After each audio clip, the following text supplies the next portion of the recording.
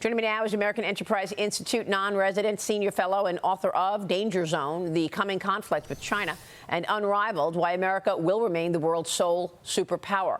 Michael Beckley is with us. Michael, good to have you. Thanks so much for being here. Assess the situation between the U.S. and China. I've been saying that this is the time to hit China. President Trump says it's in a weakened state, and now is the time to put these tariffs in place. Do you agree? I do agree. I mean, I think we've now discovered that China is a really bad actor, that it's been stealing American technology, that it's been massively subsidizing its industries. So these kind of tariffs to either try to coerce Beijing or at least just degrade its mercantilist economic model, I think we're long overdue. And as you pointed out in your segment, I mean, the Chinese exports are already declining, and they are highly reliant on access to the U.S. market, which is as big as China's market and the Eurozone combined. People forget that the Chinese people are still very poor. On average, disposable incomes are about $5,000. The American disposable incomes are 10 times that amount. So this is really putting China's economy under pressure when it's already suffering from a declining population, rising debt, and low productivity. Yeah, but even so, doesn't it impact the United States if the second largest economy is weakening? I mean, if you've got the two largest players, the United States and China, actually seeing a slowing growth story, or even worse in the China side, doesn't that impact the whole world? Yeah, I mean, if there was a possibility of a one world, one dream, open, free trade, globalization model, that would obviously be better for everyone involved. But unfortunately, China's been spending more than twice as much as any other country on its subsidies, 10 times the OECD average. And so when China is distorting international markets to that degree, I see these as defensive measures that the United States, and hopefully in conjunction with many of its allies, will take to isolate China so that it can't keep milking the international system for its own mercantilist benefit. So the Senate confirming former Georgia Senator David Perdue as the new U.S. ambassador to China, the confirmation happening yesterday. Perdue said that China poses a threat to the current world order. He's pledging to curb exports of precursor chemicals to Mexico, which the cartels use to make fentanyl. And of course, China is behind that as well. Michael, your thoughts on what David Perdue can do here? Well, I think, first of all, his selection signals that the Trump administration is serious about confronting Beijing. I know some people worry that Trump may try to cut some kind of deal with Xi Jinping, but Perdue has been a longtime China hawk, and his appointment aligns with other figures in the administration like Marco Rubio or Tim Walz or Elbridge Colby, all of whom view China as the central challenge to U.S. power.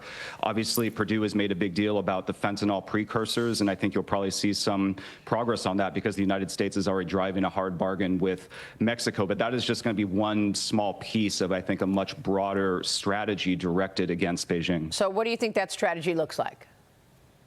Well, we'll see how it works out. I mean, a lot of people feel like Trump's tariff strategy is chaotic, but I think we're starting to see it potentially evolve into a more solid strategy. So he started by slapping tariffs on everyone, but then has paused them on basically everyone except for China, which seems to have triggered a global negotiation sprint.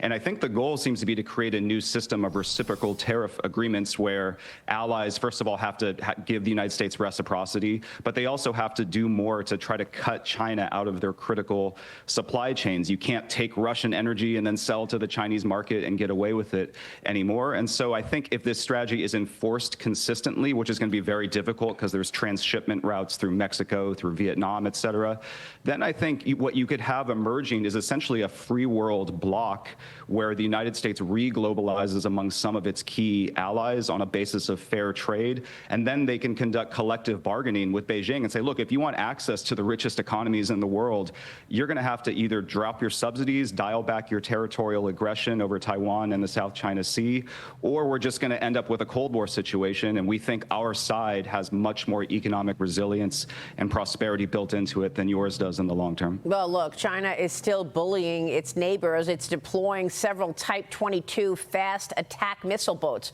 in the South China Sea, countering U.S. naval warships in that area. These 200-ton boats are faster and more agile than the U.S.'s 10,000-ton warships, which are also currently in the South China Sea. Michael, how worried should we be about China's naval force right now?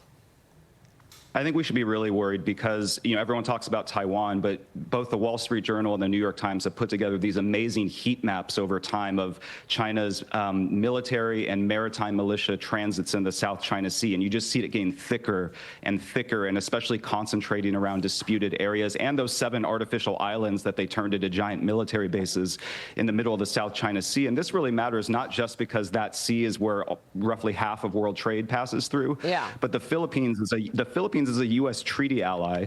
They took China to the World Court, where the World Court ruled that China's historical claims to the South China Sea are null and void. It seems like now Beijing, over the last couple of years, is really turning the screw on the Philippines to basically shatter the credibility of the international law of the sea that was enforced, and to shatter the credibility of U.S. alliance commitments, because the Philippines is so weak, and so China can smack them around. So I think this ship you pointed out is part and parcel of that broader campaign that China is waging in the South China Sea. This month they unfurled their Chinese flag when they seized that reef in the China Sea, very close to the Philippine military installations. But it's not just the naval operations. They're also hacking us nonstop. The FBI is warning that China is using AI to sharpen its hacking abilities, using it to test every stage of its attack chain. FBI Deputy Assistant Director Cynthia Kaiser saying China is the biggest threat to U.S. critical infrastructure, Michael. How significant should we be looking at this hacking program that they've got underway? And is the U.S. doing enough to stop this?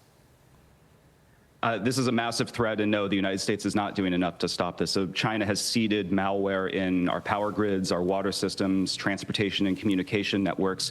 And this is all part of a strategy. The Chinese have looked at past American wars, and they say these Americans, one advantage they always have is a secure homeland. They take no civilian casualties. Their home base stays flourishing, and then they bury their competitors by out-manufacturing them in a long war. We, China, need to deny America the ability to do that by crippling all of their critical infrastructure if there's a crisis over Taiwan or in the South China Sea. And AI supercharges that potential threat because it just makes it in cyber warfare, you have to move extremely fast to stay ahead of the patches that the defender is trying to set up. So if they can use this vulnerability discovery, do AI at scale in cyber attacks, then even small teams of Chinese hackers can wreak havoc on American infrastructure. So we really need to take this seriously. That's why the FBI is selectively trying to leak some basics to the American people so that we're all much more aware of these threats. Yeah, and the hacking has been consistent. Michael, it's great to get your take on all of this. Thanks so much. Thanks, Maria. Michael Beckley.